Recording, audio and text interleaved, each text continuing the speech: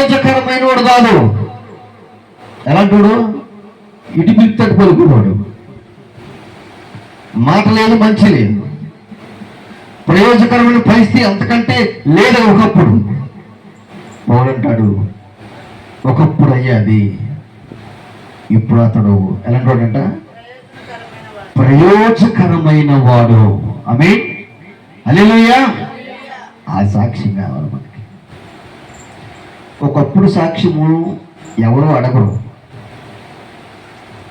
యేసు ప్రభు కూడా అడగరు. ఒకప్పుడు జీవితం నువ్వు మారు మనసు పొంది దేవుని సన్నిధికి వచ్చిన తర్వాత పాత జీవితం ఏంటయ్యా అని ఆయన అడగడు. ఆయన అడిగేది ఏ జీవితం? కొత్త జీవితాన్ని ఆయన అడుగుతాడు. ఆయన ఆ కొత్త జీవితము ఒకప్పుడు లాగా ఉండకూడదు. ఆ కొత్త జీవితము నా అమ్మగారు పాట పాడారు. ఏ పాట? ఫస్ట్ పాట, పువ్వుకింత పరిమళమా ఒక రోజుకింత అందమా. ఇక ఒకరోజు అందం కాదు మనకి.